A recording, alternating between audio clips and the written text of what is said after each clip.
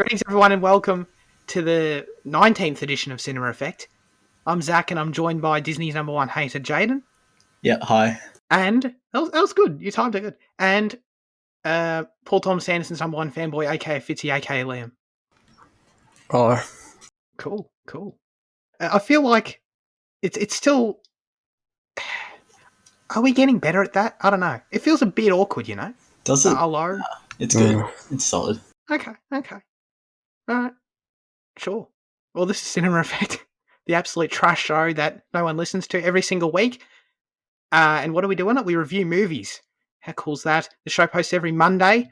You can find us on YouTube, Apple Podcasts, and Spotify. So please subscribe, comment, like, all the good stuff. We'd appreciate it. And you know what? Tell your friends about the show. Tell your family about the show. If you think it's worthy of their listen, of course. You know, if you think the show's crap, then maybe don't tell them. But if you like it, you know, we'd appreciate it if you told them. And then more people watch it. It's as simple as that. So maybe do that.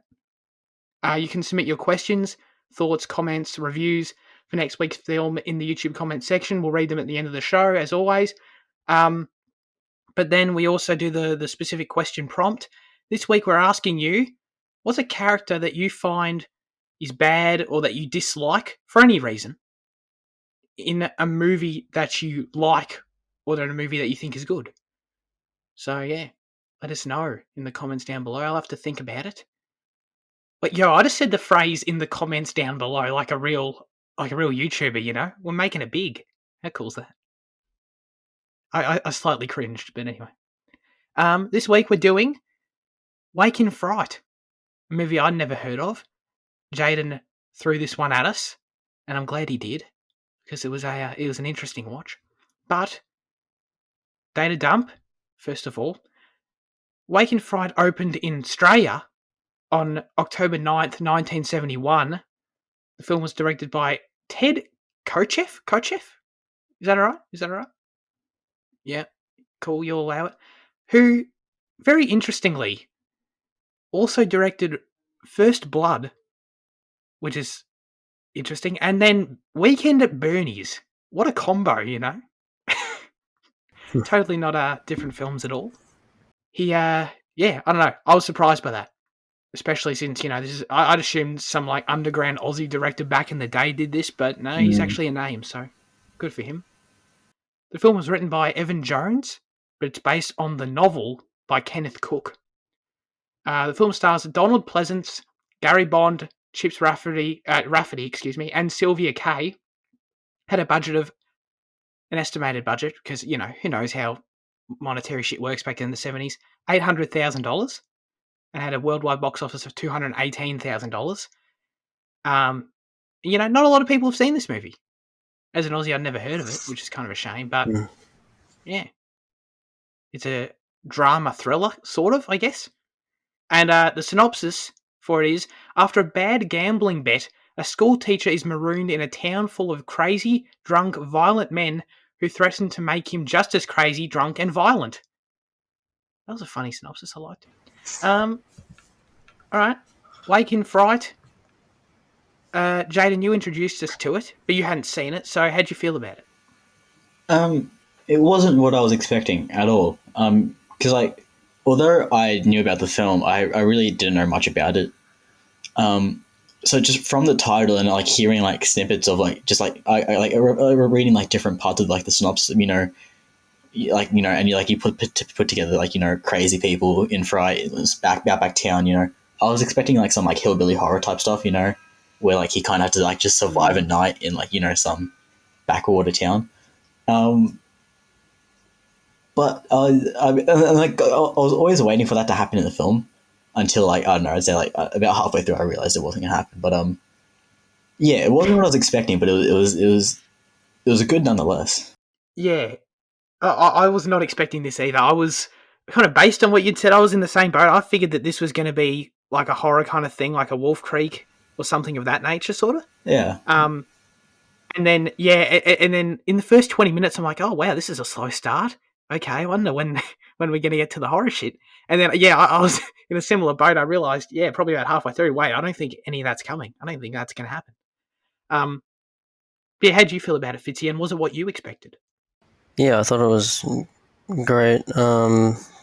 Kind of a descent into hell kind of thing. Um, um, Were you yeah. expecting this movie? You know? Um, I guess I was expecting more of like what Jaden said, like a chase kind of thing, or like, he's being hunted, but Yeah. he's kind of the one that brings upon his own, um, demise, I guess. So yeah. Yeah, yeah. I thought the movie was kind of, yeah, it was crazy. I don't know. It was not at all what I expected, like I said, but I really liked most of it. Um, I think it's really interesting thematically and kind of the commentary side of things. I think is quite interesting. I wasn't expecting that. Um, I don't know. That's, yeah, it doesn't always fully work for me. Like the way some of the plot points and the narrative beats kind of progress is kind of happens very to crazy levels for me. Where I don't know. We'll get into it when we get into specifics, but I don't know. I didn't love it, but no, I liked it generally. I think. How did we feel about?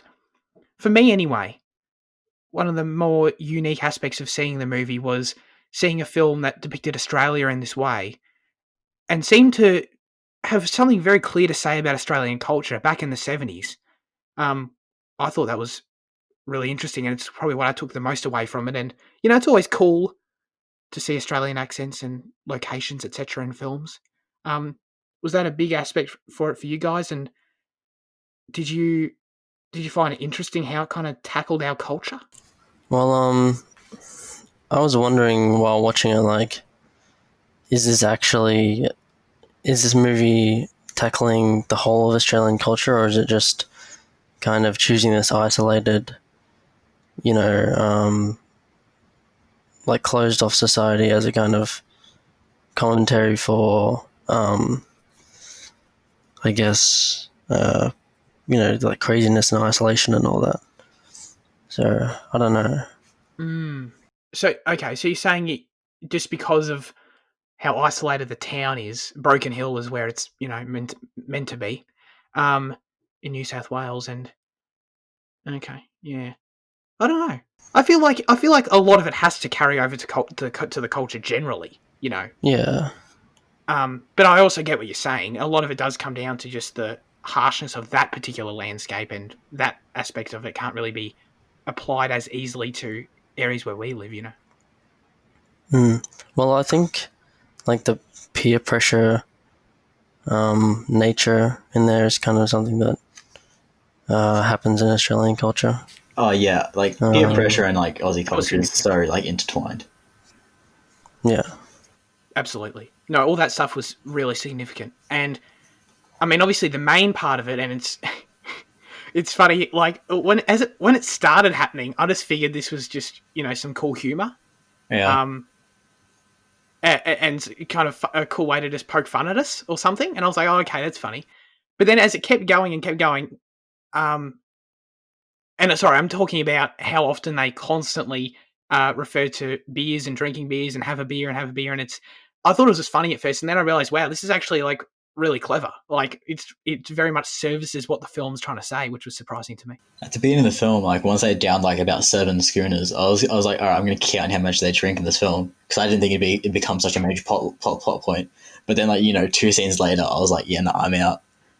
Um, I think it's interesting because like Australia has like such a it does have like like a reputation for like big time drinking and like whatever like that. But I feel like it's not like I mean like every country kind of has that stereotype. I mean whether you look at the UK or Russia or I mean like even Americans like in like their colleges or whatever they're meant to be big drunks.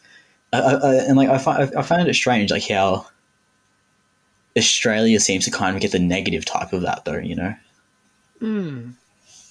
Because I feel like Yeah. it's in a lot of cultures, but it seems like when you talk about drunkenness, it like the Aussies tend to cop the flack for it. Yeah. mm, That's I get you. But I don't know if this film necessarily and what it. I don't know if it is through the excessive amounts of alcohol in it is actually kind of pushing drunkenness per se, because we see plenty of characters that just drink all day and they seem totally fine and normal. I think it's less so focusing on the that side of it and more just like I don't know. I think the beer is just a means to which you get to the peer pressure and the insistence that we were talking about um, of the culture. I don't know if I don't know if the drunkenness itself is really important, Well, but maybe it is. I think the drunkenness in the movie, the alcohol, kind of adds to the nihilism that the movie kind of presents. Like, the only thing to do is really to drink. There's nothing to do in Right. this town. So, Oh no, that's a good point. That's a good point. That's very true. This movie did a great job um, of really, I mean, depicting this town, obviously, but showcasing just how friggin' isolated and barren, and obviously, the movie has to do this well for it to be effective because it's such an instrumental part of the story of the film. But just that isolation and how do people, you know, how did they live like this, and how do they still live like this? Because there's communities still like this out there. There's plenty of them. So that's always crazy to me, especially when I love the opening 360 shot and the score there is really haunting, and how that comes back at the end is really cool. But the way that that's all presented and shown, and then we get the dude who like runs the motel next to the school, and I'm just thinking to myself like, who stays at this freaking motel, And I think the movie does just in how it presents these locations. It really gives off this feeling of just like I I could never put myself in the shoes of living like this, And then at the same time, that I think kind of services. What's his name? John. John? What's his name? I forgot his surname. John. I'm blanking hard. uh, The main character, dude. Whatever. Just call him John, yeah. John Grant. Johnny. Yeah. John Grant. Thank you. Yes, that's it. It kind of services just how he feels so out of place and how crazy this is for him. Even as Australians, it's like, yeah, no, I totally get this. I'd be totally in his boat with how nuts living in these communities is. Martin Scorsese really likes the movie. He saw it in 1971 at Cannes Film Festival, and the scene where they throw up the coins, when they're playing the heads and tails game, it's similar to a shot in Casino where like the chips are thrown up in the air, and it's like the shot is like from the ceiling, and you see it. It's just a cool shot how it's like you see everyone, and then from the ground, and then the coin is like coming up to the camera like that, and then you see like the the light when he looks at it. So I thought there was a lot of cool filmmaking stuff in here like that. A lot of cool techniques and stuff. Definitely. I think that stuff was good. No, you're good. I think one of my favorite moments is when he ends up back in Wonder Yabba. I mean, because he thinks he's finally escaped, and I feel like that kind of nails home like how much it is his personal hell, and like the fact that he can't get out. He thinks he's finally going to Sydney, and then he wakes up, and then the shots of like the courthouse, whatever it is, and like in that moment I was like, oh no, and cause yeah. I mean, like his personal hell I feel like is very like it's like you said before about like we can't imagine like living in a town like that. I mean, like it's like yeah, I felt like I could really like relate to the character in that sense of being just trapped in like it's like Ballarat. I mean, honestly, I connect to him and that situation so much as someone who I just hate heat in every sense of the word, and like the way, dude, that movie. I was hot looking at the movie, just the deserts and shit. Yeah. I don't know. How did you guys feel about the kangaroo hunting scene? Well, I mean, I was totally going to bring it up later, but let's do it now. Sorry. No. I'm glad we got. I'll introduce it with some trivia first. So, because this is definitely like a big talking point for the movie, I think.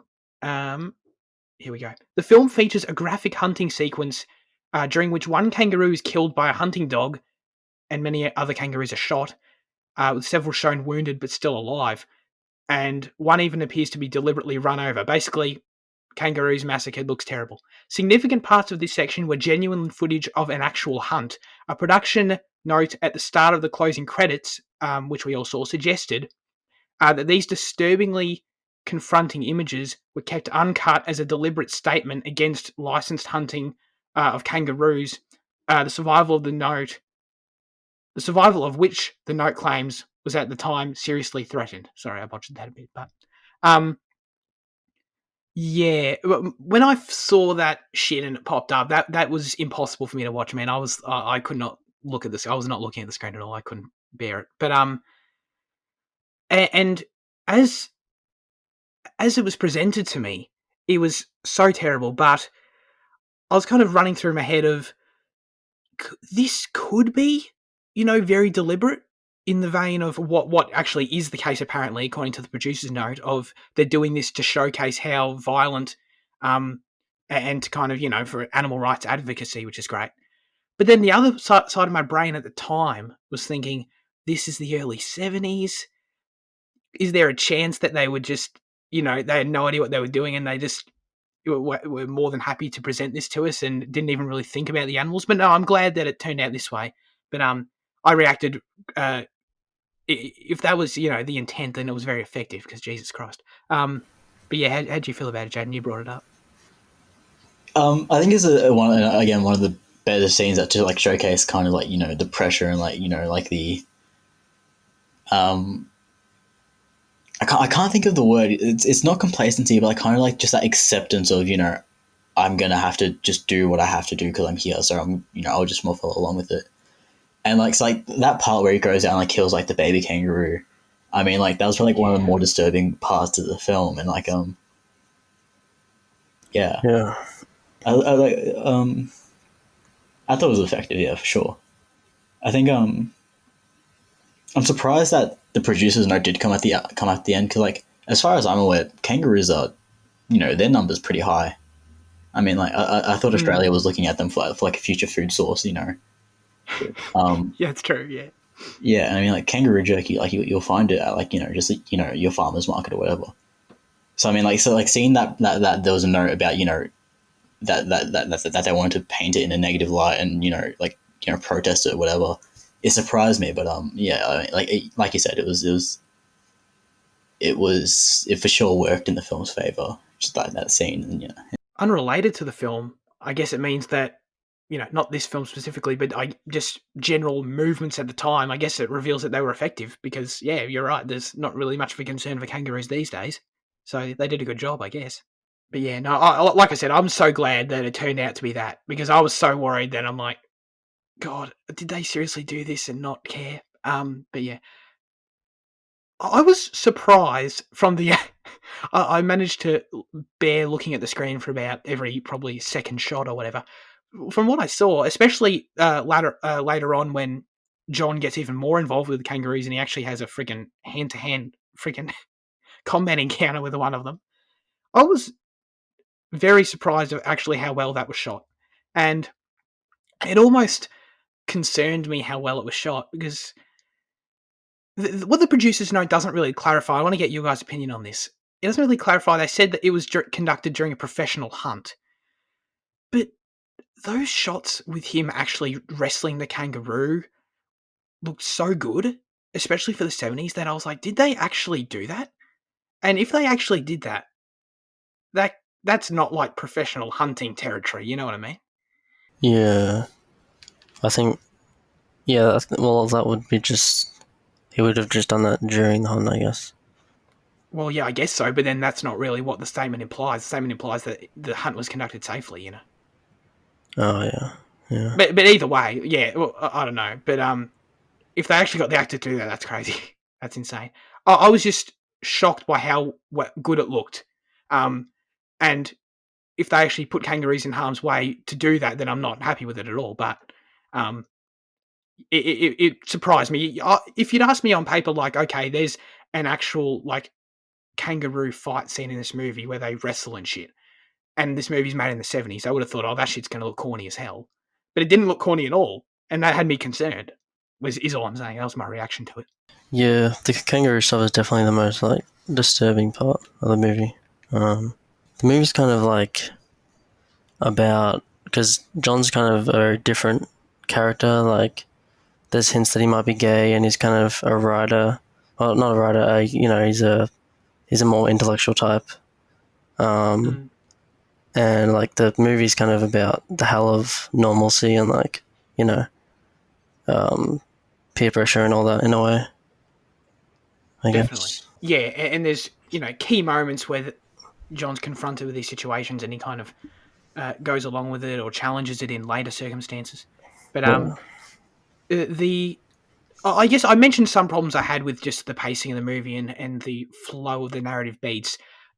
For me, and I totally get the intention, at least I think I do, of exactly what you're saying, Fitzy. The kangaroo stuff is one of the key examples of him being complacent and going along with it and submitting to that peer pressure. And as a device for that, that's fine. I just felt like we'd known, from what we knew of John, and he'd only been there a day at that point. It felt a bit extreme for me. I couldn't really see him doing what he did to the kangaroos after only that period of time. But it's a nitpick, but I just kind of thought that was a bit quick. But how do we feel about John's arc, I guess, along those lines in the movie in general? Because he goes through some crazy shit, no doubt. Ends in him. Oh, we'll get into more, I guess, what happens along the way, but it ends up with him shooting himself in the head, failing to kill himself, which was a good callback to a line earlier in the movie. Observant Zach actually noticed this shit, where John made the joke that killing yourself is one way to get out of this town, and he actually attempted to do that. He failed, though. And the most interesting part of the movie and the arc in general, I think, came after that, is when he got out of the hospital, and I think it was then, or it might have been a bit earlier, but definitely later in the movie, the further we get into it, he starts more and more, I noticed, calling people mate. And he, of course, goes back to his teaching job. He accepts taking the beer on the train. It's the first time he kind of willingly goes, hell yeah, I'll have a beer, whatever. Seems actually physically comfortable doing it. And then he goes back to the teaching job and he seems kind of content in doing so. Do you think, Fitzy, that this is kind of an arc of acceptance in some way? That's kind of what I thought about it, but I don't know. How do you feel? Yeah. But like in a bad way, I guess. He's Oh, accepting, right. Yeah. he's accepting like not having. Well, he's accepting like the norm, I guess, or like he wants to like go to Sydney or go to England or whatever. Like somewhere he would fit in more, I guess, or he feels he would fit in more, but he just kind of ends up, accepting a situation because of his circumstances. So it's kind of not a good ending, I guess, for him. He was meant to go Yeah, meet no. up with his girlfriend, but like, he didn't rock up in Sydney for 6 weeks. Like, what's she thinking? I mean, he hangs out in Bundabyabba for like, half a week, shoots himself in the head, and then wakes up, at the end of the 6 weeks or whatever. Like, that's what we have to assume because he just goes straight back to Tabuna. I mean, what's his girlfriend in Sydney doing? Like, surely, I don't know. she puts out a call and like, oh yeah, he's he's over here doing that, and she's like, get him over here. I mean, like, Yeah. The girlfriend in Sydney was a weird device.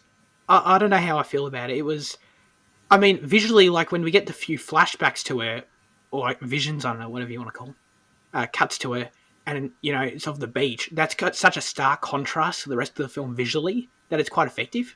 Where I was like, oh wow, that's actually really appealing right now. I want to go to that beach. But the fact that he just can't get there, Fitzy, I guess, is kind of what you're saying. He just can never get there, and he just kind of is just ends up being happy with that. That's kind of shitty. I hadn't really interpreted it that way until you said it, but Yeah, it's definitely a very like nihilistic, depressing kind of film. At least the way I see it. yeah, you mentioned it earlier, Jaden, but I have to say it again just because the moment when he hitches a ride to the city, in quotes, and he gets out and it's the freaking Yabba again. that was the only moment in the movie that made me like physically react. I was like, oh, Yeah. gee, that's great. That was awesome. Yeah, and you can totally see that happening, can't you? I just thought it was so funny. Yeah, of course that guy sees that as the city, But let's get into some of the other twisted shit that occurs to poor old Johnny Boy on his little adventure in Australia. The stuff with the Janet chick was kind of weird to me. He like vomited when he was making out with her. I didn't really get what was going on there. Dumbass Zach needs explaining. Was he just uncomfortable? Was he feeling guilty? Was that really all it was? Well, I thought that might have been one of the hints of the movie that he is gay, and that kind of Right. fits into how like he's like different from the norm. He's kind of coming to this like unwilling acceptance. Mm, I don't know. could be that's fair. Are there other hints? I didn't really pick up on that as a thread personally. That would make Um, sense. I mean, it's heavily implied later that he, sleeps with the doctor. Is it? Oh god, yeah. Wow. I mean, That implication went over my head. like when they get back to the house after the Roo hunt, and they have a yeah. little tussle, and then like John's on the floor and the doctor's over him, and their heads like, they're like 2 inches apart. I mean, Oh, and like the way it fades to black, and like the when he wakes up, he has like this strong detest for him. I think It kind of feels like they slept together. yeah. yeah. Yeah, I'm seeing that. Yeah. I think one of the reasons John hates or is scared of the Doctor so much as well is because the Doctor was this intellectual type like himself, or maybe even gay, and he kind of conformed to this, town, to this place, and like his lifestyle is adapted to this situation, just like John at the end. That's kind of a mirror of his own story in a way. Yeah. Huh, that's very true. Well, yeah, no, all that kind of builds to the end well where uh old Doc leaves him at the train station and yeah, John's just clearly has disdain for this person. So, those two things work to make that make sense perfectly. I hadn't really thought of that. But what else happens to him? I mean, he goes through some crazy shit. I mean, losing all his money. Oh, of course, the trigger for the whole thing. Yeah, that was Two of yeah. it's such a because I mean I feel like I've seen that game in like quite a few films, and like it just blows my mind that such a simple thing is like a popular gambling game. I mean, As someone who had never heard of that as a thing that people do, I had the same reaction. But I was shocked. I'm like, wait, they gamble on heads and tails. tossing a coin? Yeah, Yeah, I was shocked by it. I And I think mean, the fact that you can only bet for you can only bet for like two things, Sure. heads or tails. So you can't even bet for like a split. So I mean, like it makes it even more simple. I mean, like yeah, yeah, Yeah, it absolutely. kind of adds to the like the basic nature of this town, like bet on a very simple betting game or like drink is kind of the only things to do. Go kangaroo hunting, you know. Why do you think everyone was so intent on keeping him in Bunda Yaba? I mean, you have the sheriff, the doc, like the taxi driver says, it's the best place you'll ever go. Everyone wants to keep him there, and like when he says, "I'm only here for one day," they're all kind of upset. Why do you think that they want to keep him there? I got no idea. Maybe they just like outsiders. It's a bit fun for them. That's the most basic answer possible. You can help me, Fitzy. What is it? I don't know. I just think it's part of the whole, conformity thing. Like he feels trapped by them. Yeah, that's what I got from the list. So, like, you briefly mentioned before about how the film is an exploration into, like, his own personal hell. Like, how allegorical do you think it is into actually comparing Bunda Yaba to hell? Because when you think about it, like, it kind of does have like similar devices about like the inescapable effect of it, and this really like dominating force that just pressures you to cave into like what's into like the norm there. I mean, so like, because and that's kind of like where I take a bit of issue because I'm not sure how much of it's meant to be allegory and how much of it's just actual. That's just the way the town is. So how do you feel about that? Oh, yeah. Well, there's that line in there that the doctor says, "All the little devils love hell." Yeah. Right. So I think I completely through my mind too. Yeah. there's like quite a few things there to think that this is, an allegorical story, like you said, or metaphorical story, I guess. Metaphor. Yeah. Yeah. I found it weird that the Doctor was top billed.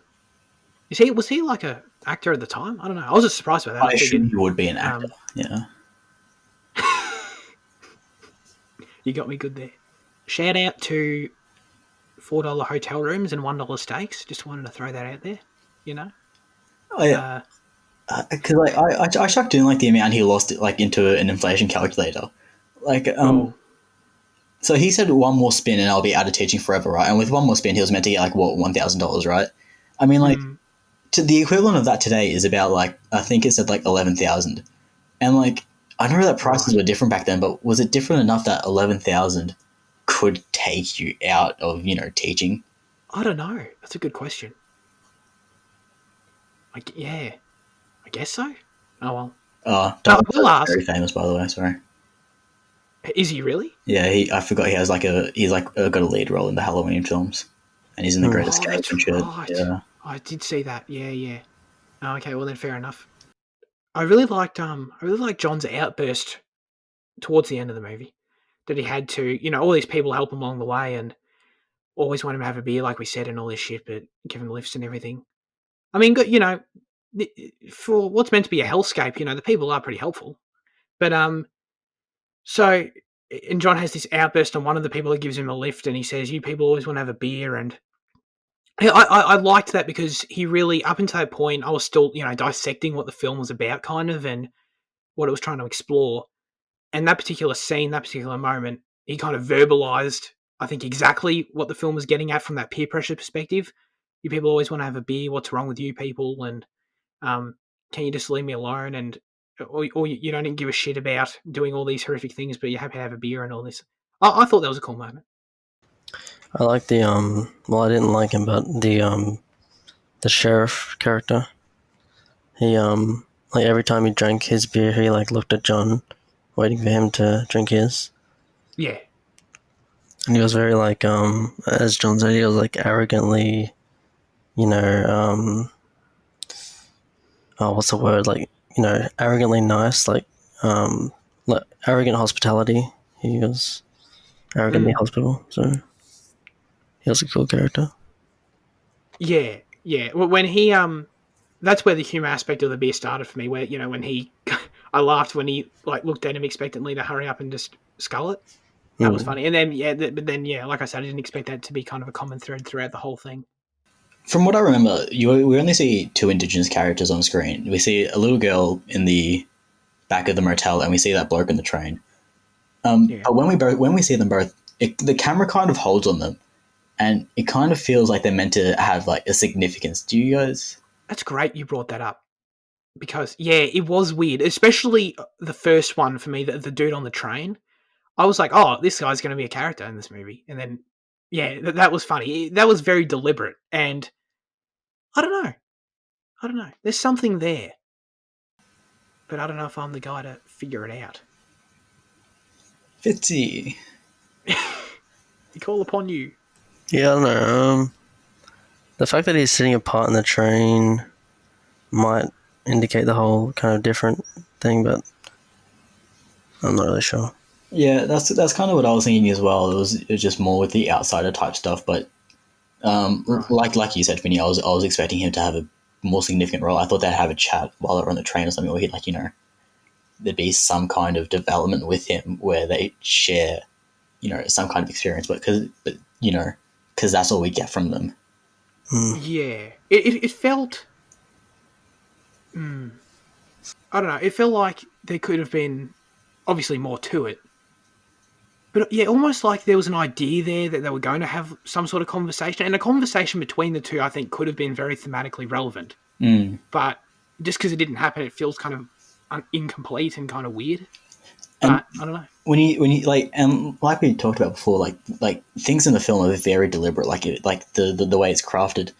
So like, and like, so like it makes no sense that something like that wouldn't be deliberate. It really feels like there was an intention there that they want to show the audience something. And I feel like if it is just more like all that outcast type stuff, I feel like it's kind of, kind of falls flat or something. I guess. Yeah. Oh, yeah, why not? I'll ask. So when they're in the RSL and the this is super random, and the lights go down and they do the Anzac memorial thing. Hmm.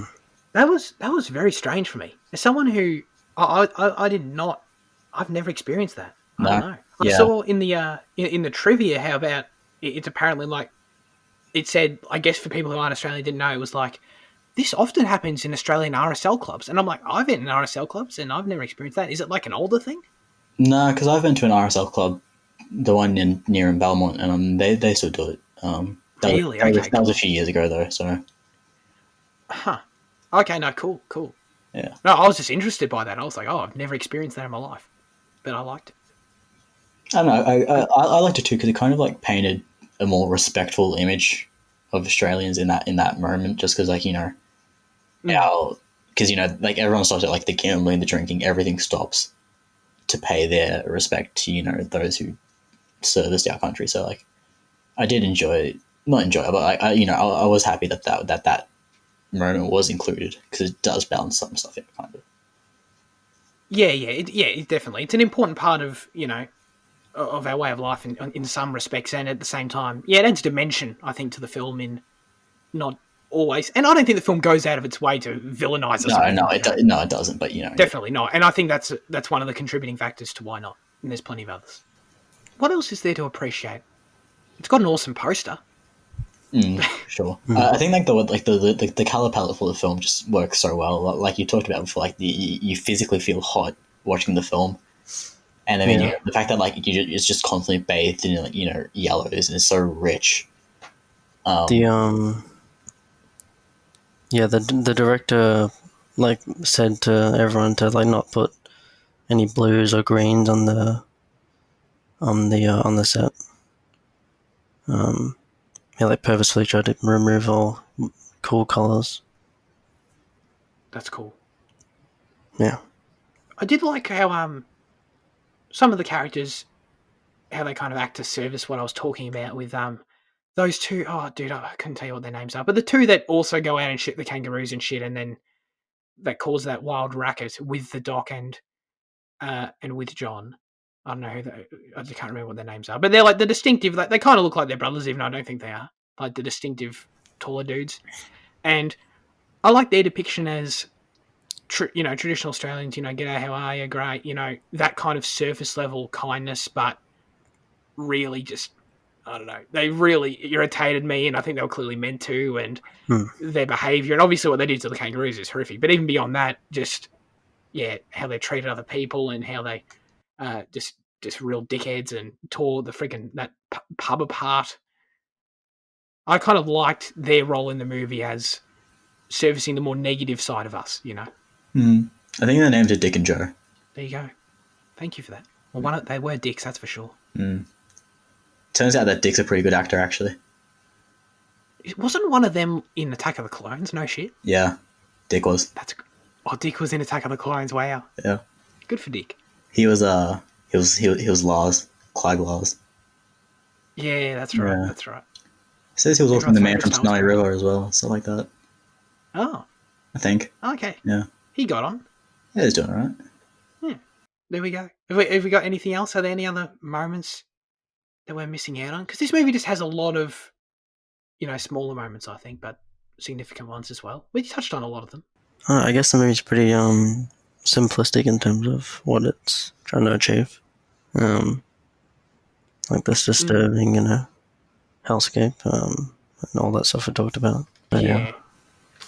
No, Do you guys? sorry, James. No, No, you go. No, it's okay. No.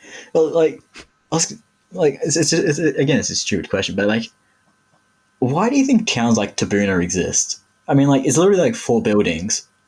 No, that's a great question. Like, I mean, why not just like move it, 50 k's the other way so it can be like, in the other city? Like, no one's gonna lose out on like looking at, red dirt and the landscape. I mean, like, because like it's not even shown to be like a significant town. Like, there's no industry, there's no mining there. It's just a settlement, in nowhere. That's what I think every time whenever I see one of these places in our country, and especially when all the school kids are there, like in the classroom, but then they all leave, and then John walks out like I think like 20 seconds later, and who knows where those kids went? They vanish. Like, where do they live? Yeah, because like And because like I was trying crazy. to look, and because one of the buildings might have been a share house or something like that. I mean, maybe they've got like a Kukapedi type thing where like they've got houses on the ground or some shit. I don't know. It didn't seem like it. No, yeah. And do they all just walk? Like, what? Like, yeah. Just walk home? But, like, walking home across that? I don't know if that's, like... And I mean, like, what are you going to do out there apart from mining? And I mean, like, it's evident. I feel like not every one of those kids is going to have like parents that are miners or whatever. So I mean, like, it just makes no sense, It doesn't make any sense to me either, especially knowing that those places are real is bewildering to me. It makes me appreciate the time that not only we live in, but the place we live in too. Imagine living out there. Yeah. I mean, like, you look at the American, like, like the... I mean, like, because, like, in their Midwest, I mean, it's all just desert and shit, like, Nevada and, like, and, like, Arizona type stuff. Like, do they have a similar thing? Maybe. I would think to a lesser extent just because of how dense that country is, with just... I'm sure there are lots of barren areas, but at the same time... I mean, like, what, 95% of our population lives on the coast as well, or something like that. Exactly. Yeah, exactly. Yeah. So, I don't know. I wouldn't think it would be as extreme, but I've got no insight. Did you guys... I mentioned earlier how I just felt it was a bit weird how John kind of got to the extreme level of killing the kangaroos quite fast. Does that resonate with you guys at all? Yeah. Just curious. Yeah, when he was actually a part of the kangaroo hunt and he was enjoying it, I thought it was out of character in that moment. But Okay, cool. Yeah, because I got why he'd be on it. It made sense. He was kind of thrown in with this group of people and he'd just woken up and he was told by Docio, we're going on this hunt, and he just got in the car. I'd get that. But yeah, the fact he was enjoying it specifically was strange.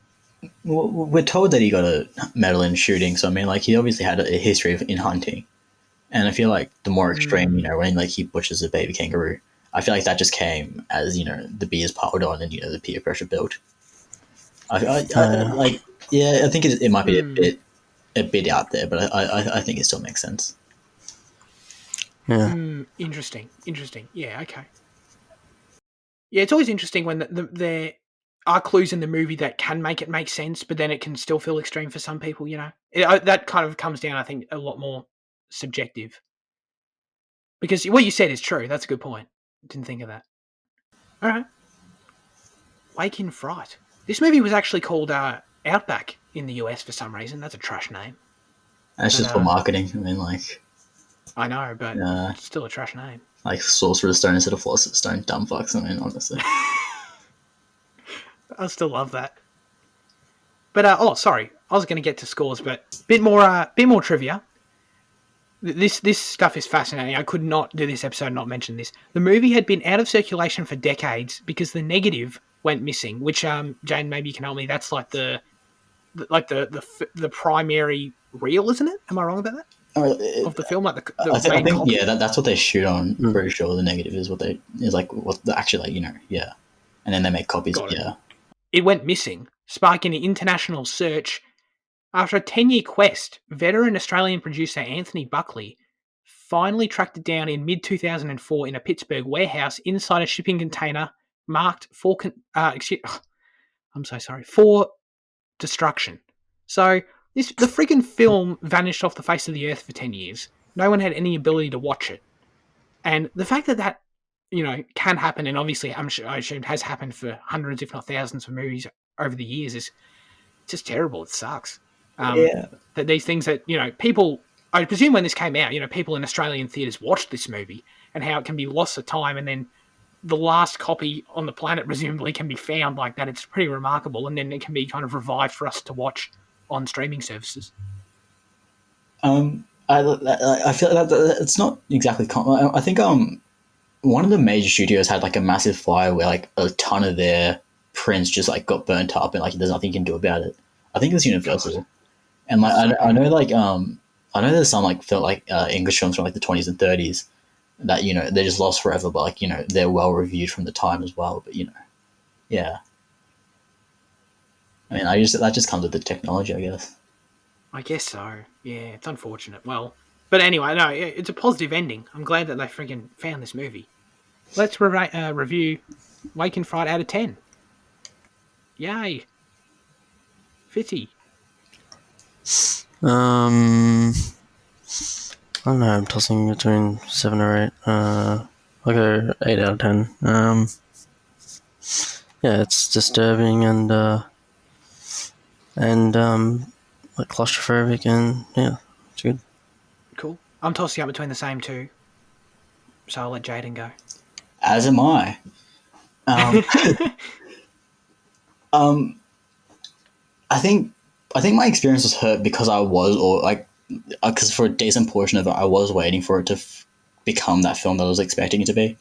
So I think that's influencing my score, but that's why I'm gonna take it down to a 7 instead of the 8 because I do think it is really good, but at times it dragged for me, and I'm not sure if it dragged.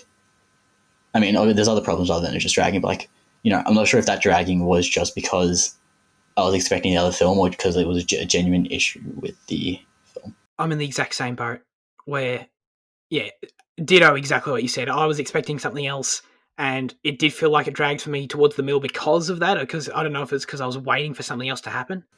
Yeah, I'm going to follow your logic. I'll give it a 7 too. I think it's really good. I think it's really impressive. Mm. Yeah, but because of that, yeah, just my experience watching it as a viewer, I don't know if I could say fully enthusiastically that I thought it was great as a result of that. And whether that's my fault or not doesn't really matter. I think it's still a massively important film. I mean, like it's still an achievement in Australian filmography. I mean, like I think it should be recognised, among your castles and your whatever else. I think it should be better known than what it is. But yeah, Yeah. Yeah, I agree. I think it's an injustice that I hadn't heard of it, honestly. I think this should be, and maybe it is more well known than I'm giving it credit for, and I'm just out of the loop, but this should be a film that's, in the conscience of Australians, I think, generally speaking. yeah. Because it is important, I think, to us. I mean, I'd take this over Gallipoli any other day. What about Red Dog, though? I mean, Red Dog, it's a shared unit. I mean, they share the same setting. So I mean, one film's the other. They're clearly trying to achieve the same things. Yeah, for sure. Yeah. I remember when Red Dog guzzled down like 14, beers in one night. Did that happen? What? No. Did it? I'm just saying, like, the way you said it, like, obviously now, in retrospect, dumbass sack, that's a joke, but that genuinely sounds like, like a Red Dog fable that someone might tell. You know how all these stories about Red Dog get completely taken out of context? Anyway, who cares about Red Dog? Yeah, Red Rip Dog. Red Dog. If Red Dog is John Grant's just alternative name. That's right. Good for Red Dog. Okay. News chat this week. The the Batman HBO Max series that we mentioned last week. We got some more information. It's actually a prequel to the Matt Reeves Batman, and it centers on Gotham PD. So get Jeffrey Wright in there, maybe. But He's we going to already be. got Gotham for But that show's over. This one has a budget. that. Fair. But Jeffrey Wright's playing Gordon in that movie, so get Jeffrey Wright on this show. That could be cool. I'd watch it. Did you watch the CW Gotham? Definitely not. Actually, I watched the first season. No shit. Yeah, so Surprise me. did I. Yeah, I quite enjoyed the first season, to be honest. Yeah, I can't remember it. Yeah. I think Riddler was in it or something. I don't know. Who was it? Riddler, wasn't he? Oh yeah. He was? Okay, cool. Okay. Well, Fitzy, you brought this up last week, so you have to say something. No, yeah, that's good. Pretty cool. Awesome. All right, next up. We got The Bad Batch, Disney Plus animated Star Wars series 2021. Get hyped. I think this one surprised everyone. I don't think anyone expected this as a potential Disney Plus series, as a next project for Lucasfilm Animation. But of course, I've got to mention it. I'm into it. Wasn't expecting anything like this, but we know that this doesn't get in the way of the Rebel sequel series, so that's totally fine. As long as that's not affected, I don't give a shit. Do whatever else you want. And yeah, like the fact of I never would have expected, Clone Wars to be revived the way it was, but then now for Clone Wars to get a sequel show, because this is effectively what this is. We're going to get Follow the Bad Batch after Order 66, and that's wow. What other kind of Clone Wars connections are we going to get? Never expected it, but Is that what it is? Yeah. Okay.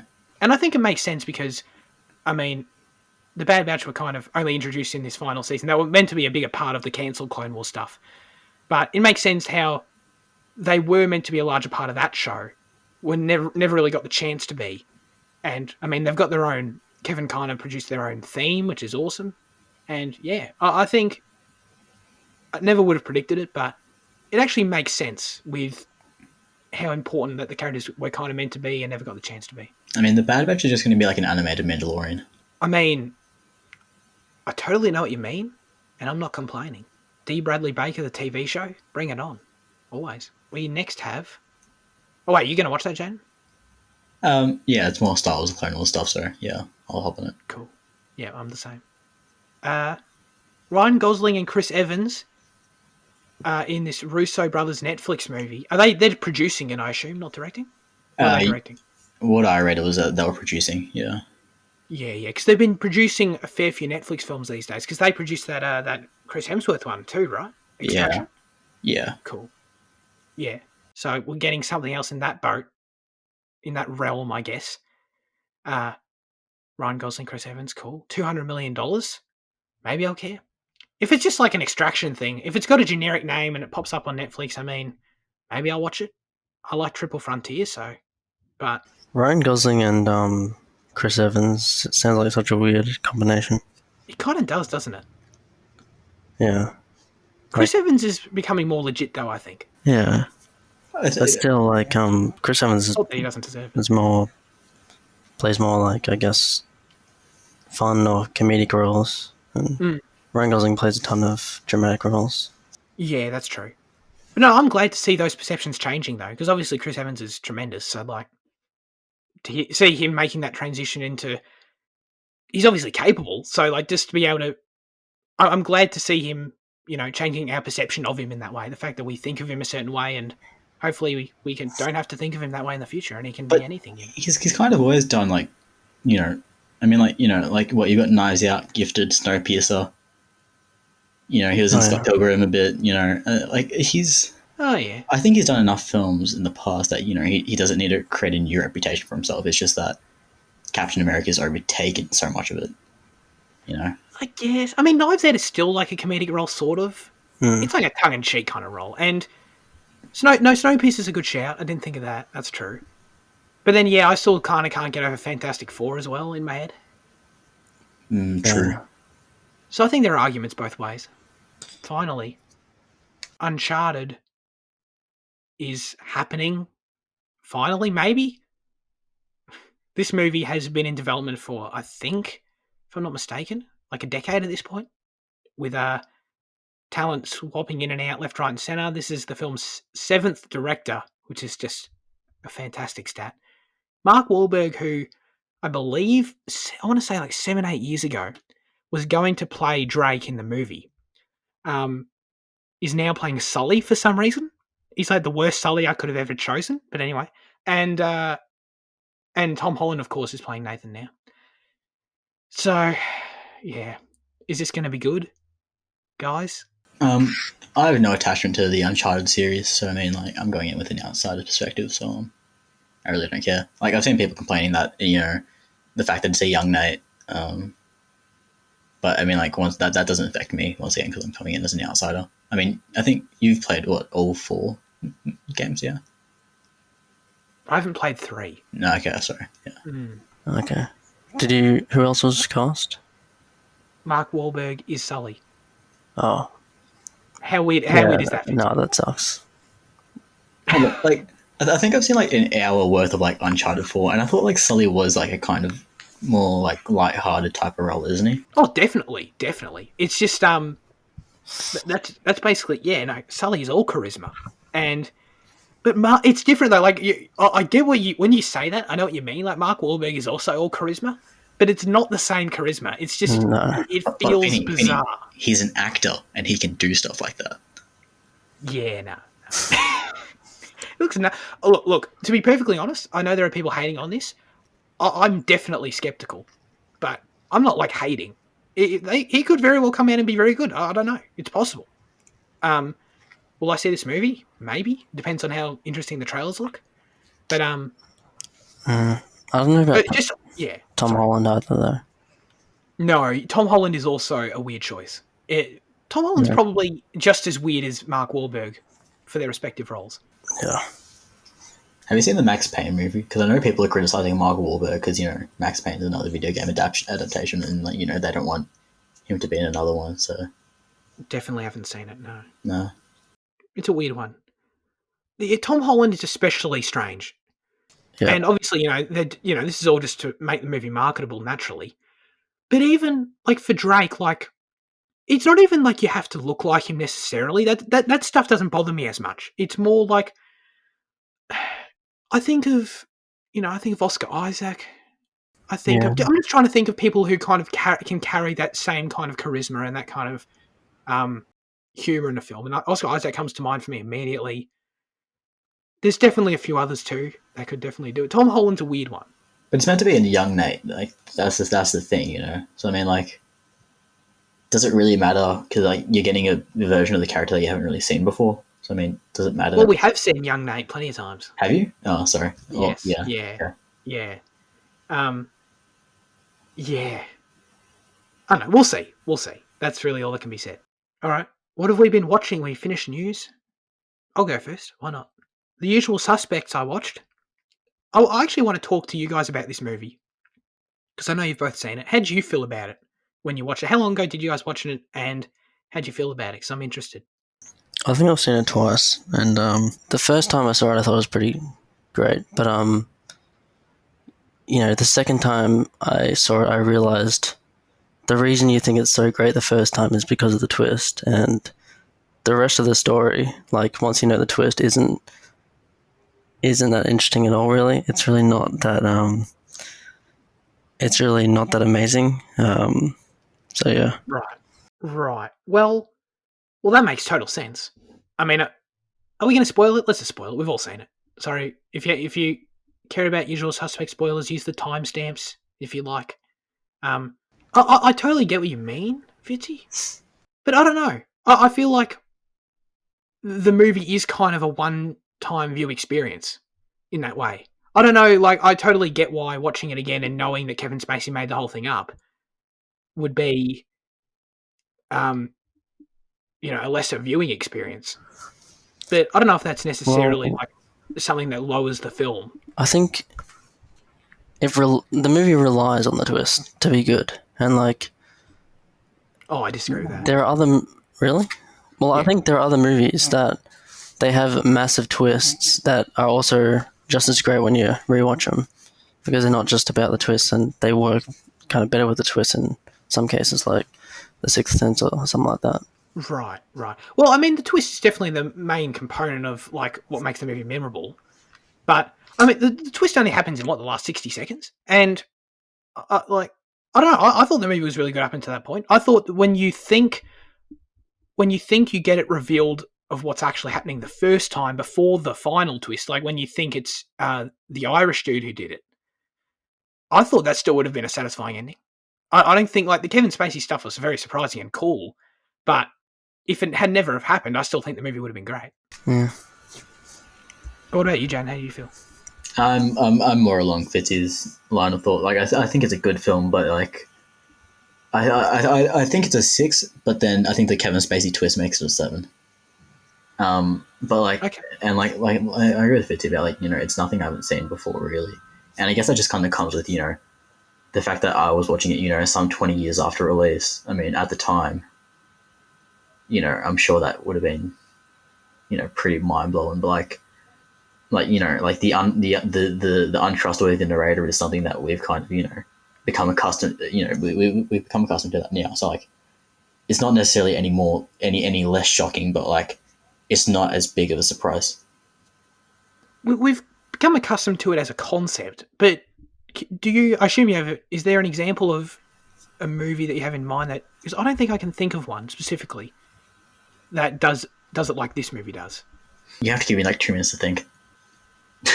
Okay. I mean, because yeah, like you mentioned, Sixth Sense and other films that have like twists at the end that kind of change the outlook of the whole movie, like and the Prestige.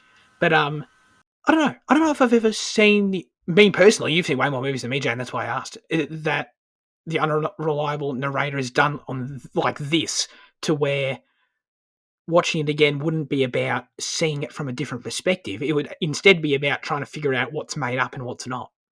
Because that's kind of the interesting thing. Like, it'd be easy to say Kevin Spacey made the whole thing up and there's nothing to think about. But we know that some of it is true because we know the Irish person did exist. And then from there, you could think maybe his wife existed and so on. And we know that the lineup at the start that kind of started the whole thing did have to have happened. So I think there is interesting stuff about trying to figure out what he's made up and what he didn't. I think that's kind of unique.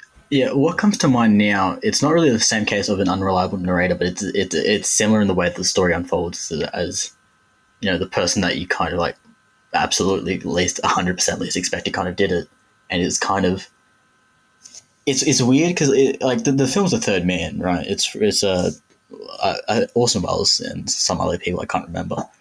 Okay. And so Orson Welles' mates comes to goes to the European city. I can't remember if it was in Germany or Austria, and like he goes there to meet him up, but then it turns out he's dead, and he's trying to figure out how did he die. And as he goes on,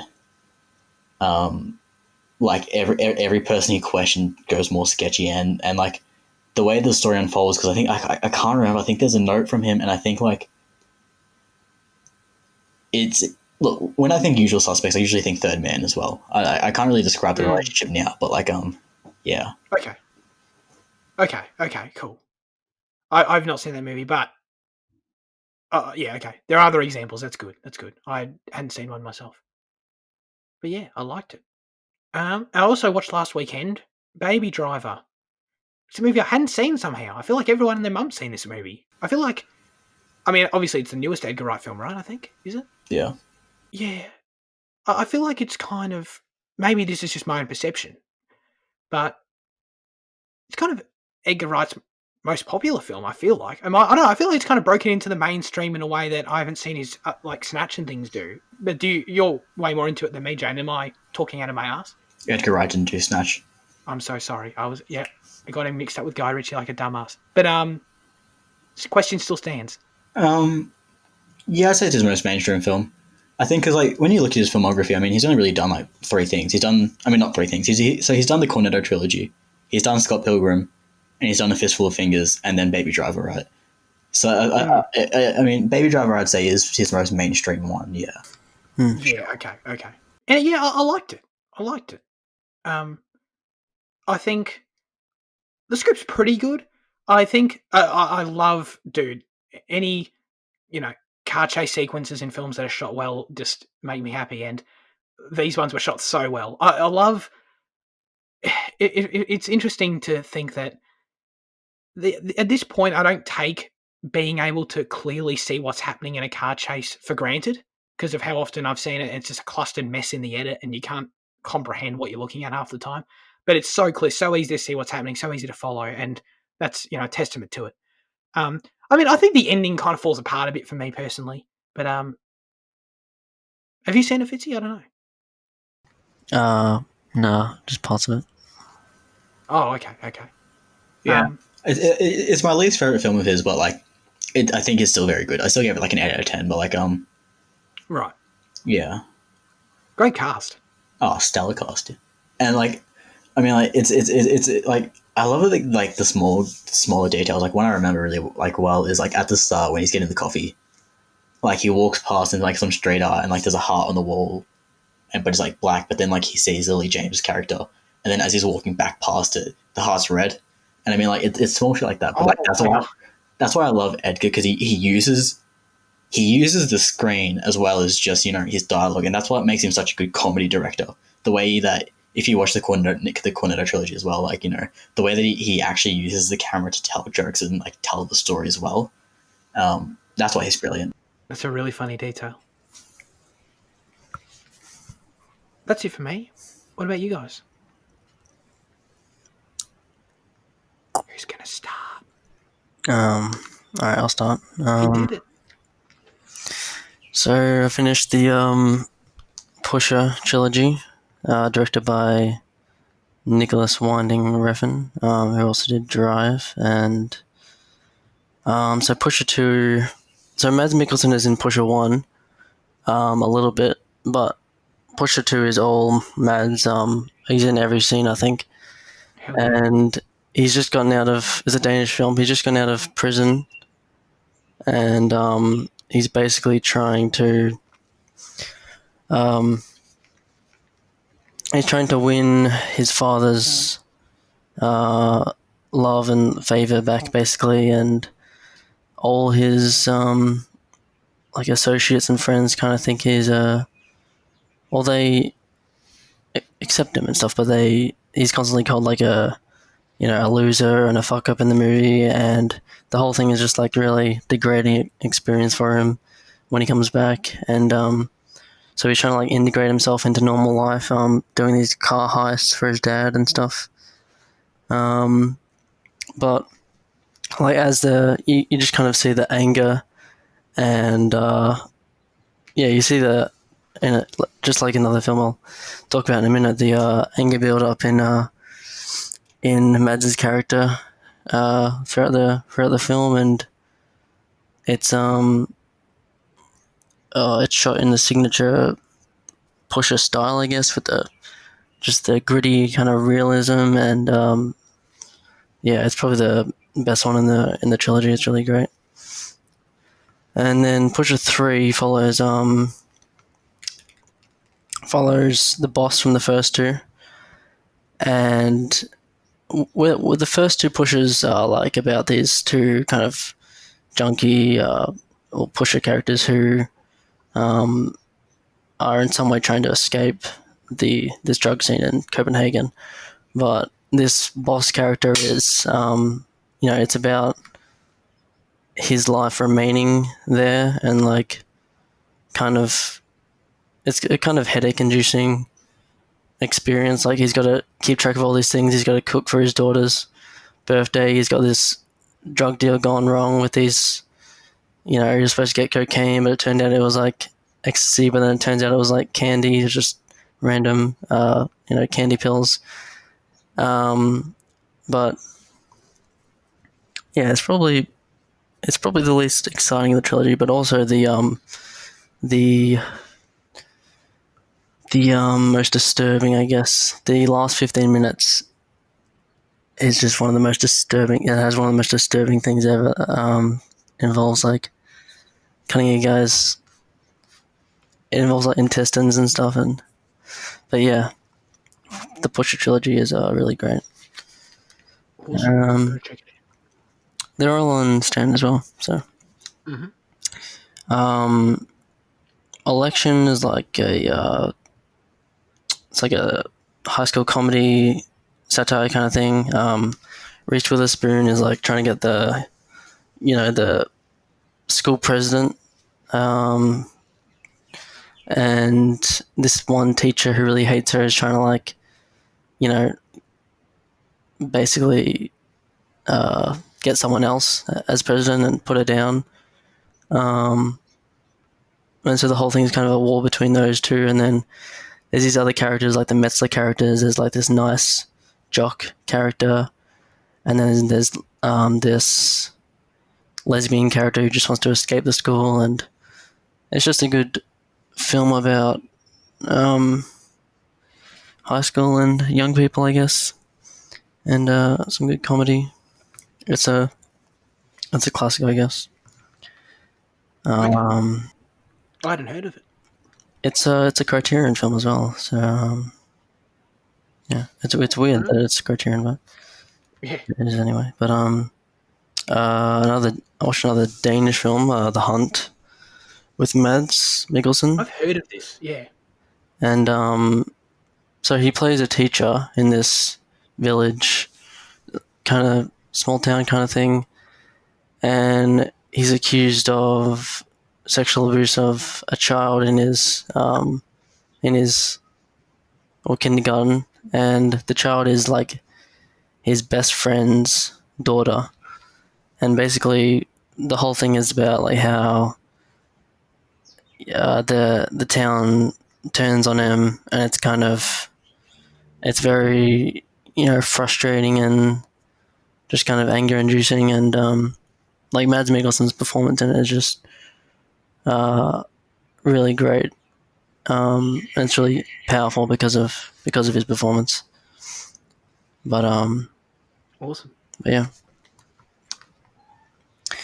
and then the last one is Barry Lyndon, which is a highly anticipated Kubrick film that I wanted to watch, and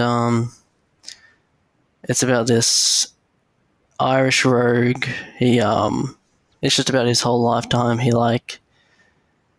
Uh, he has to flee his home, and then like joins the war on the English side, and then joins. It's just about his like climb of the class system, and it's the first half is very funny. The second half is more uh, sad, I guess, and it's just like a kind of a personal epic. Super entertaining and emotional. Definitely one of the best shot films I've ever seen. Like we talked about in Eyes Wide Shut how Kubrick adapted his use of technique of natural lighting from Barry Lyndon, and in the film it's like Kubrick used NASA technology for his camera, and he shot some scenes like using only candles, or like most indoor scenes just using candles, and it really adds a lot to the picture. Like there are some, like every frame really does look like a kind of Baroque or like Renaissance painting, and I think it's definitely one of the most beautiful films I've ever seen in terms of cinematography. But yeah, I don't know. It's a masterpiece. So Pretty definitive. Sweet. yeah. Jaden, take it away. Righto. I began the week with Gretel and Hansel, which is the new film from Osgood Perkins, who's really great. He directed this film called The Blackcoat's Daughter, or it's also known as February, which is like one of my favorite horror movies ever. So like I was really keen going into this. Doesn't live up to the expectation because he's trying to emulate too much what Ari Aster and what's the bloke that did The Witch Cult again? Oh, Robert Eggers. Yeah. He's trying to emulate them too much, although he's already created his own similar atmosphere in February.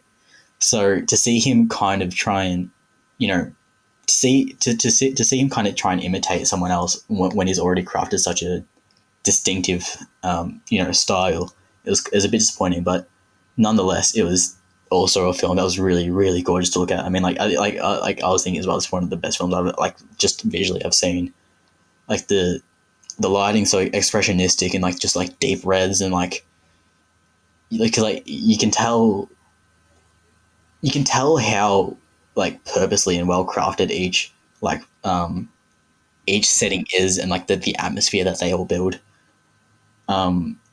But like it's a great film in terms of like it still follows like a traditional kind of Hansel and Gretel story in that way, but it's just flipped around, so the focus is more on Gretel in this film. She's older than Hansel is, and like Hansel's more of just a kid that follows her around rather than an equal that's her brother.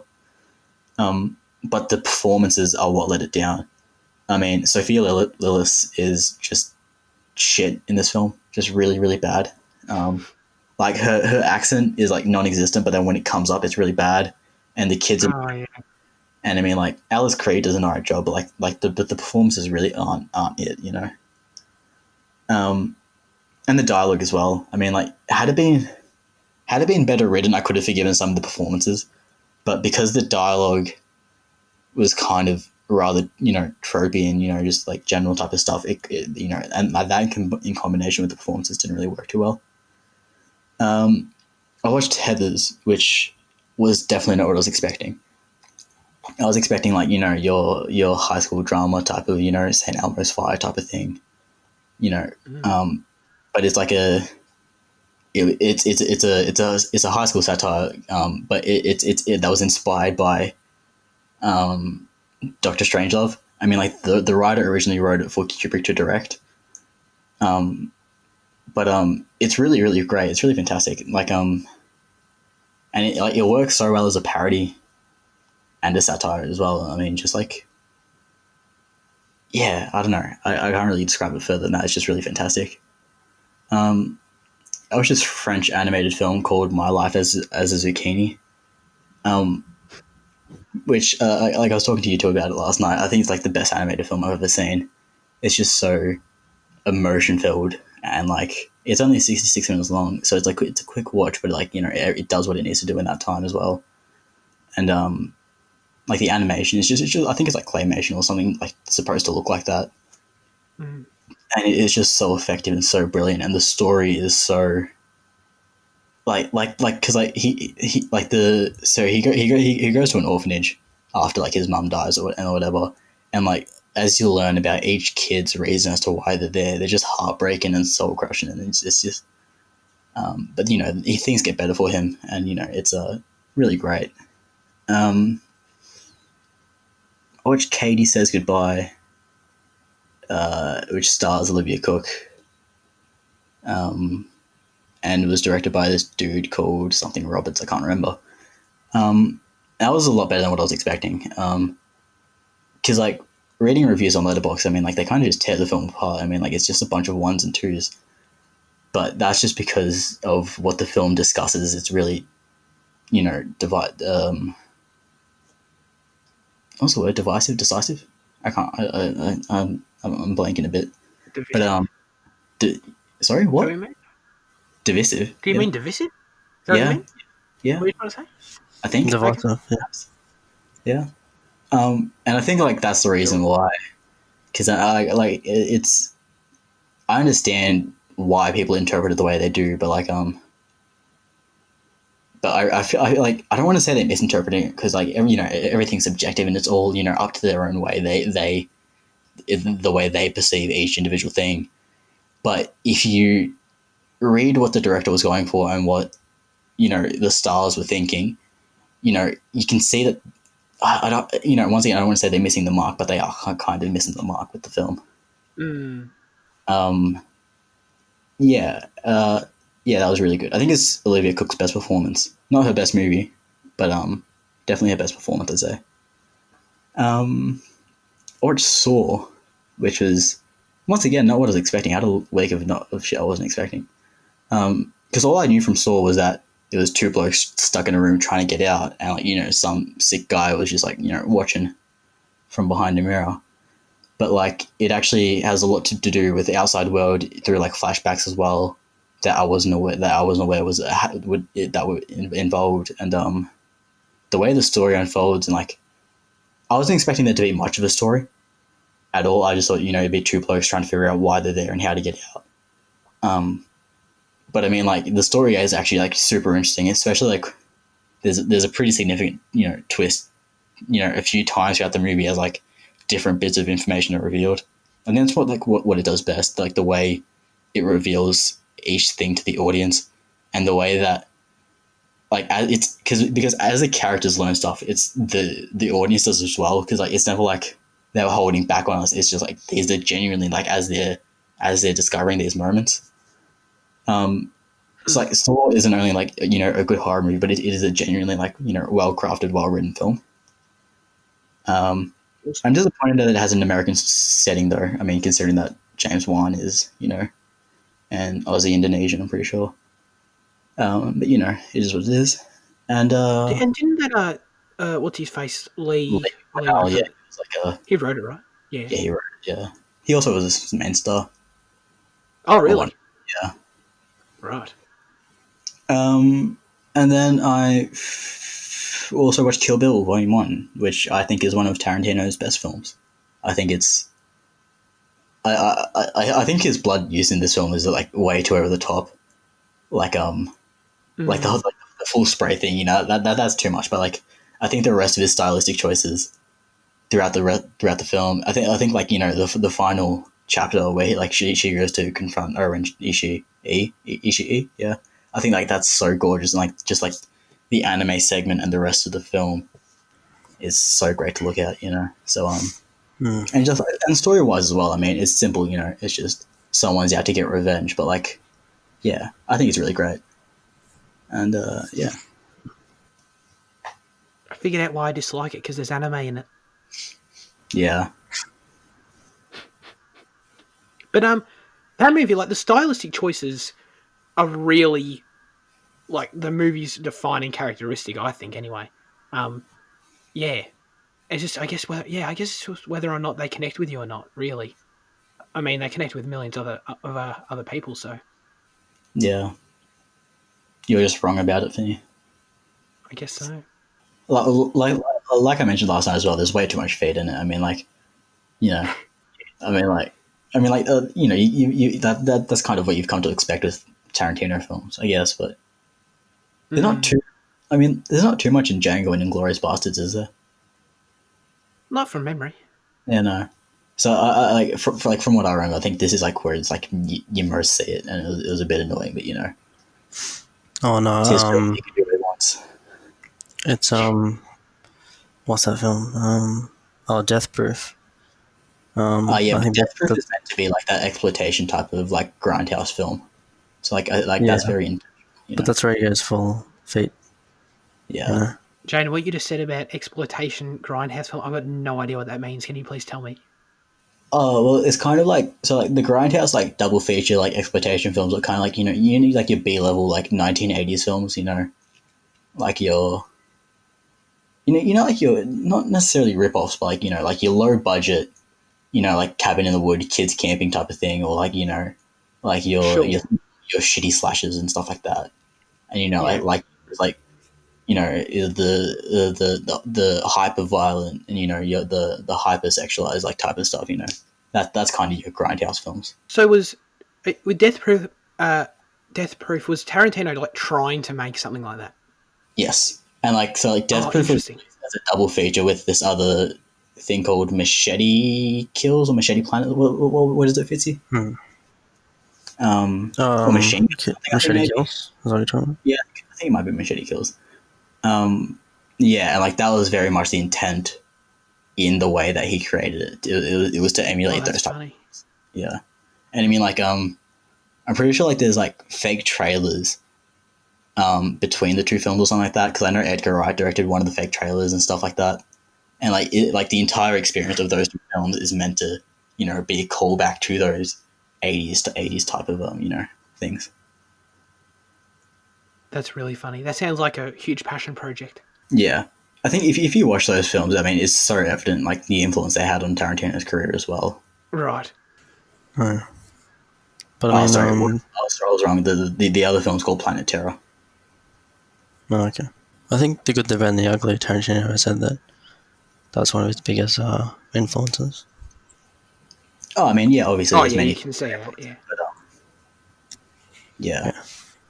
I mean, when you kind of like consider like the hyper stylized violence, I feel like those Yeah. kind of B films is where he gets that from.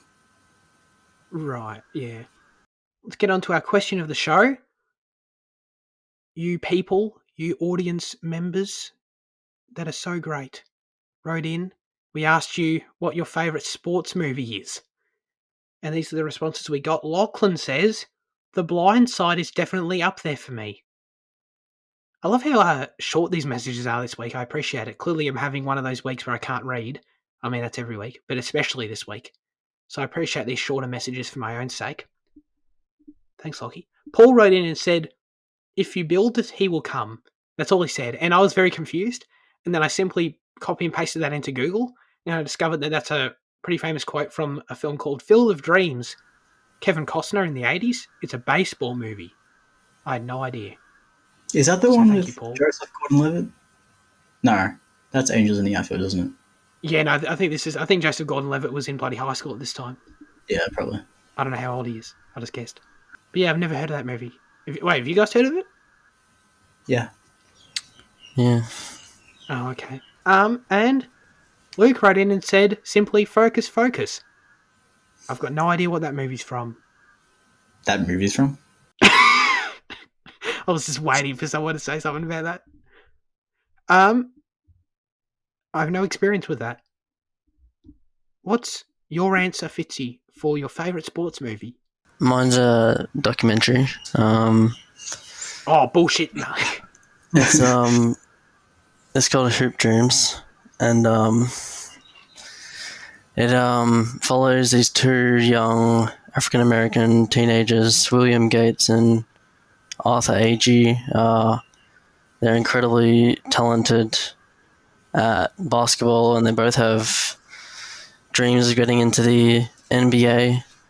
And it just follows them over their high school career in America, and it follows like their family and their family's like financial struggles and just like their lives in general. They both live in like Chicago, and they're like they're both pretty poor. They both like so both of them get a scholarship to St. Joseph's College in yeah,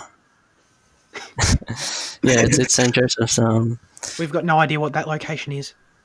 in in Chicago, and it's like this prestigious like high school basketball school.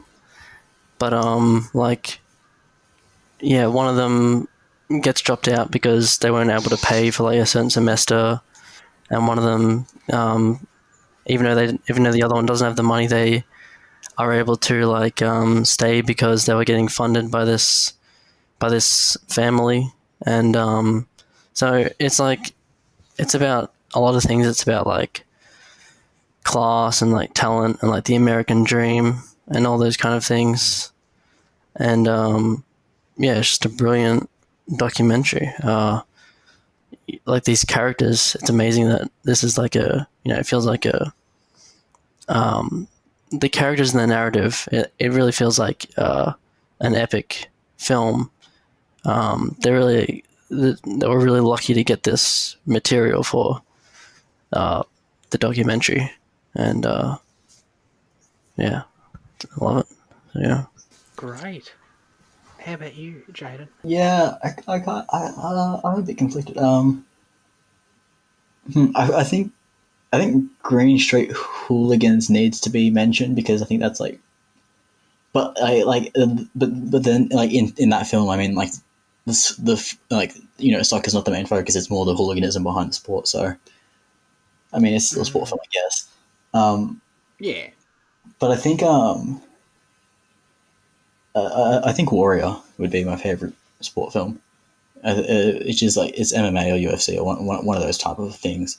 It stars Joel Edgerton, Tom Hardy, and Nick Nolte, and like it's just so good. Like it's just really brilliant. And I mean, like Fitzy, I know you'll appreciate this, but like in the final fight, as it comes to a climax, the National starts playing, and and like it's. I mean, like I always like a good fighting film. Give me, put me in front of like Southpaw or Million Dollar Baby or whatever. But like this is kind of like this is like the cream of the crop of them because like it's got like such a good story as well, and it's like and like it's one of redemption. I mean, like Fitzy kind of hit on it in like when it's speaking about Hoop Dreams about about class and the American dream of greatness and whatever that. I feel like that's kind of like that's kind of like what most sport films are about. This kind of overcoming the odds because no one wants to watch a sport film about the Giants. I mean Friday Night Lights isn't recognized because they're absolutely dominating. It's because they were the underdogs. So I mean like but yeah, I the way that War explores that is really brilliant. Great. Mine's $1 Million Baby. I think it's great. And I love, for me, watching the movie the first time, and I didn't really know anything about it, and how much it seemed like just such a generic boxing tale. It's how much it seemed like just a Rocky movie 2.0. I was like, Jesus Christ, this movie's just dull. It's just about this woman, and she overcomes the odds in a boxing match. How cool's that? But then how the movie takes such a turn, um, and really ends on such an, I think, quite an emotionally impactful note. Really surprised me. So yeah, I like that movie. Have you guys both seen it? I don't know. Well, yeah. I don't know if I watched it like in full, like start to finish. There you Well, go. No, I watched it for the first time half a year ago, I reckon. For tuning into this week's Cinema Effect episode. If you made it this far, we appreciate you. Fitzy, what are we doing next week? We're doing Ridley Scott's original Blade Runner. And then we'll do the sequel in a month's time. Yes. Yeah. our second David Webb Peoples film. What was that first? Is it? Oh, yeah. Unforgiven. That's right. One's definitely going to be better than the other. I'll tell you that much in advance. But where can people watch it, Fitzy? Oh, it's on Netflix. So Oh, easy. easy. Too sweet. Well, have you guys both seen it just once or more than that? Yeah, just once. Yeah. Okay. All right. So, unfortunately, we won't be liking it this time because you have to watch it at least 8 times to like it, as we all know. Yeah, 5 times in 3 different cuts to truly understand the message. Exactly. You finally can start liking it after that many times. Okay. I've always found that so funny. Jan Fitzy, thank you for joining me as always. No worries. Yep. Get through the obligations, cool. And we'll see you all next week. Have a good week. And you don't have to bear my incoherent rambling anymore. Goodbye.